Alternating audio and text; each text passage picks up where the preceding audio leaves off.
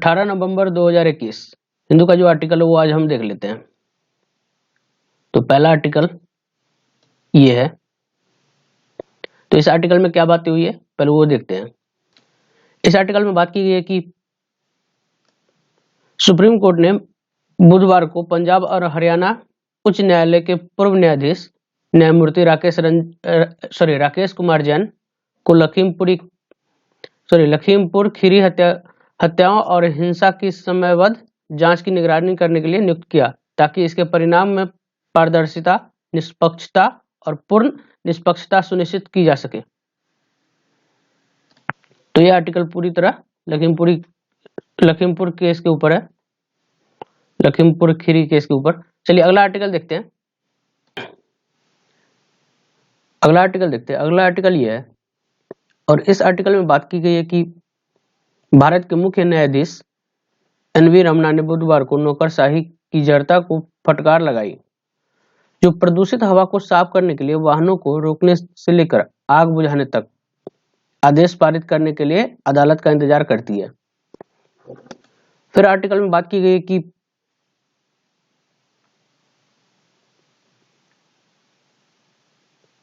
सरकार के पास कोई सकारात्मक कदम है जो धुंध को तुरंत साफ करने में मदद करेगा। बेंच ने एक आपात बैठक में राष्ट्रीय राजधानी क्षेत्र और आसपास के क्षेत्र में वायु गुणवत्ता प्रबंधन आयोग CAQM द्वारा अपनाए गए उपायों को प्रभावकारिता के बारे में संदेह जताया। तो पूरी तरह ये वायु प्रदूषण के ऊपर आर्टिकल है, जो दिल्ली के हवाओं में लगातार अभी देखा जा रहा है। चलिए अगला आर्टिकल देखते हैं। अगला आर्टिकल जो है त्रिपुरा के वकीलों के ऊपर जो UAPA एक्ट लगा था उसके ऊपर ये आर्टिकल है। और इस आर्टिकल में बात की गई है कि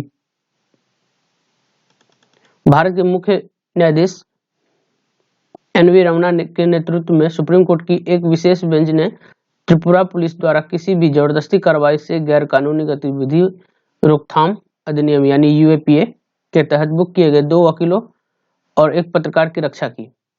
वकीलों ने एक तथ्य खोज मिशन का नेतृत्व किया था और अक्टूबर में राज्य में मुस्लिम अल्पसंख्यकों के खिलाफ लक्षित राजनीतिक हिंसा पर एक रिपोर्ट जारी की थी।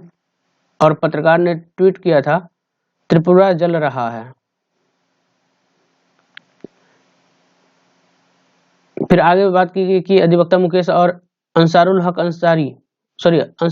अंसार और पत्रकार श्याम मीरा सिंह ने अदालत में प्राथमिकी रद्द करने और गिरफ्तारी से सुरक्षा की गुहार लगाई थी। उन्होंने कहा कि त्रिपुरा राज्य अधिवक्ताओं और पत्रकारों सहित नागरिक समाज के सदस्यों के खिलाफ UAPA को लागू करके प्रभावित क्षेत्रों से निकलने वाली सूचना और तथ्य के प्रवाह का एकाधिकार कर रहा है।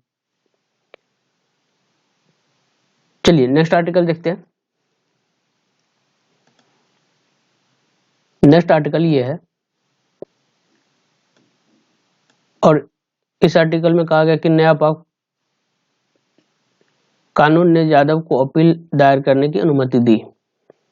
पाकिस्तान की संसद ने बुधवार को अपनी संयुक्त बैठक में मौत की सजा पाए भारतीय कैदी कुलभूषण यादव को सैन्य अदालत द्वारा उनकी दोष सिद्धि के खिलाफ समीक्षा अपील दायर करने का अधिकार देने के लिए एक कानून बनाया।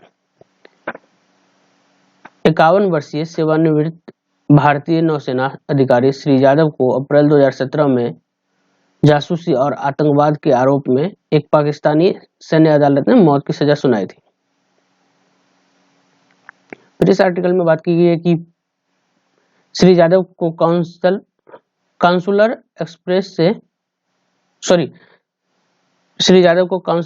एक्सेस से इनकार करने और मौत की सजा को चुनौती देने के लिए भारत ने पाकिस्तान के खिलाफ इंटरनेशनल कोर्ट ऑफ जस्टिस का दरवाजा खटखटाया। दोनों पक्षों को सुनने के बाद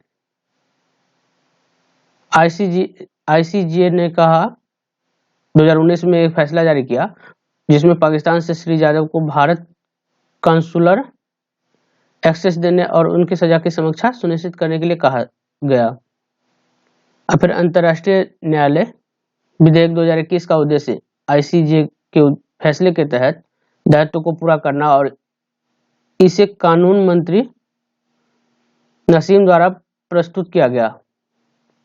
चलिए नेक्स्ट आर्टिकल देखते हैं। ये आर्टिकल इतना ही है, आगे देखते हैं। अगला आर्टिकल दिल्ली में डेंगू के जो मामले लगातार बढ़ रहे हैं उसके ऊपर है, और इस आर्टिकल में बात की गई है कि शहर में डेंगू के मामले लगातार बढ़ रहे हैं। पूर्वी दिल्ली नगर निगम ने बुधवार को एक ड्रोन का इस्तेमाल एंटी लार्वा दवा का छिड़काव करने के लिए किया।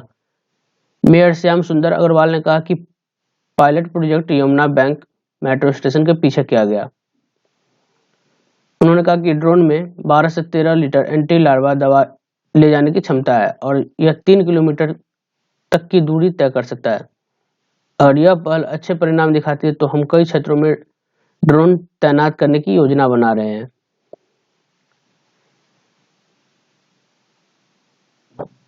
इसी के ऊपर ही आर्टिकल। अगला आर्टिकल देखते हैं। अगला जो आर्टिकल है ये है, और मैच फिक्सिंग के मामले की जांच के ऊपर है। दिल्ली उच्च न्यायालय ने बुधवार को टेबल टेनिस खिलाड़ी मनिका बत्रा के राष्ट्रीय कोच द्वारा मैच फिक्सिंग के प्रयास के आरोप की जांच के लिए 3 सदस्य समिति का गठन किया गया। इसी के ऊपर ये आर्टिकल है। नेक्स्ट आर्टिकल देखते हैं। अगला आर्टिकल ये है, और इस आर्टिकल में बात की गई है कि एनसीआर और उसके आसपास के जो क्षेत्र हैं वहां के वायु की गुणवत्ता के निर्देशों के बाद पर्यावरण मंत्री गोपाल राय ने बुधवार को कहा कि लोगों को सार्वजनिक परिवहन का उपयोग करने के लिए प्रोत्साहित करने के लिए 1000 सीएनजी बसों को किराए पर लिया जाएगा। इसी के ऊपर ही आर्टिकल है। नेक्स्ट आर्टिकल देखते हैं। अगला आर्टिकल ये भी प्रदूषण के ऊपर ही है, और वायु प्रदूषण के कारण 21 नवंबर तक भारी गाड़ी जो है उसकी एंट्री पे रोक लगा दी गई है। इसके ऊपर ही आर्टिकल है। नेक्स्ट आर्टिकल देखते हैं दोस्तों। अगला आर्टिकल ये है, और पंजाब के मुख्यमंत्री चरणजीत सिंह चन्नी ने बुधवार को कहा कि पंजाब पुलिस द्वारा जितने भी पंजाब में कृषि कानून के विरोध में किसानों के खिलाफ जो प्राथमिकता दर्ज की गई उस सभी को रद्द किया जाता है। चलिए अगला आर्टिकल देखते हैं। अगला जो हमारा सेक्शन है वो एडिटोरियल सेक्शन से है, और पहला आर्टिकल जो है ये कि सजा के रूप में स्थानांतरण न्यायपालिका की त्रुटिपूर्ण कॉलेजियम प्रणाली अपनी अंतर्निहित कमजोरी को फिर से उजागर करती है। चलिए आगे देखते हैं आर्टिकल में। न्यायपालिका नियुक्ति और तबादलों की कॉलेजियम प्रणाली के कामकाज का सबसे स्पष्ट पहलू इसकी अपारदर्शिता है।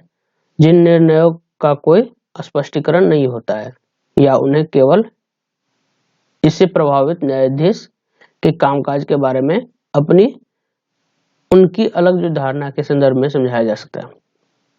चलिए अगला आर्टिकल पढ़ते हैं। अगला जो आर्टिकल है ये शी जिनपिंग के जो कार्यकाल है उसके ऊपर है, तो ये हमारे लिए उतना जरूरत तो नहीं है। नेक्स्ट आर्टिकल देखते हैं। नेक्स्ट आर्टिकल ये है, और इस आर्टिकल में बात की गई है कि गवर्नमेंट की जो प्रमुख स्वास्थ्य बीमा योजना आयुष्मान भारत है, तो उसके प्रधानमंत्री जन आरोग्य योजना के उद्देश्य लगभग 50 करोड़ लोगों के गरीब और कमजोर आबादी के परिवार प्रति वर्ष 5 लाख रुपए तक के अस्पताल में भर्ती कवर का विस्तार करना है। इसी के ऊपर यह आर्टिकल है। चलिए नेक्स्ट आर्टिकल देखते हैं।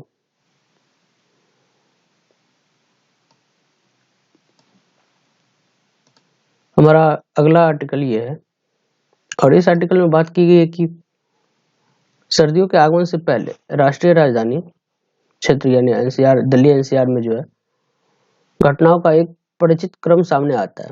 मानसून पीछे हट जाता है, हवा सूख जाती है और हवा गिर जाती है, निर्माण उद्योग, सड़क परिवहन से होने वाले प्रदूषण जो साल भर छिपा रहता है, अधिक दिखाई नहीं देता, लेकिन इस अवधि में कुछ ज्यादा ही दिखाई देता है। हालांकि यह अवधि उत्तर भारत में एक अनोखी प्रथा के साथ मेल खाती है, जहां पंजाब, हरियाणा, उत्तर प्रदेश के किसान गेहूं के लिए जगह बनाने के लिए जो धान का जो भूसा होता है, पुआल, पराली, उसे जला देते हैं, और जिससे यह दिल्ली के हानिकारक वायु गुणवत्ता के साथ उभरती हुई कड़ी है। पराली का धुआं लंबी दूरी के पवन परिवहन के माध्यम से दिल्ली में प्रवेश करता है, और अंत में सीजन के दौरान तीसरा तत्व दिवाली और पटाखे फोड़ना है। तो इस मौसम को अधिक सामाजिक समारोह जैसे शादियों या संबंधित समारोह द्वारा भी चिन्हित किया जाता है, जो फिर से पटाखों की मांग को देखते हैं। इसी के ऊपर ये आर्टिकल है। चलिए नेक्स्ट आर्टिकल देखते हैं। नेक्स्ट आर्टिकल ये है, और इस आर्टिकल में बात की गई है स्कॉटलैंड के ग्लासगो में 26वें कॉप सम्मेलन में बारबाडोस की प्रधानमंत्री मिया मोटली या कॉप 26 के संबोधन ने उनकी टिप्पणी के साथ वैश्विक ध्यान आकर्षित किया कि महत्वपूर्ण अनुकूलन वित्त प्रदान करने में विफलता के साथ साथ नुकसान की सीमा को मापने में विफलता, जीवन और आजीविका, ये जीवन और आजीविका के संबंध में जलवायु परिवर्तन अनैतिक था। इसने फिर से जलवायु जोखिम को मापने में जटिलता को सबसे आगे ला दिया है। चलिए अगला देखते हैं, वर्ल्ड सेक्शन। नेक्स्ट आर्टिकल हमारा ये है, विदेश मंत्री एस जयशंकर और रक्षा मंत्री राजनाथ सिंह के अपने रूसी समकक्ष सर्गेई लावरोव और सर्गेई शोइगु के साथ रूसी राष्ट्रपति पुतिन के साथ अपनी पहली 2+2 प्रारूप की वार्ता की संभावना है, जिनके प्रधानमंत्री नरेंद्र मोदी जी से मिलने की उम्मीद है। दिल्ली में 6 दिसंबर को वार्षिक शिखर सम्मेलन के साथ साथ अंतर सरकारी संयुक्त आयोग की बैठक के लिए, इसी के ऊपर ये आर्टिकल है।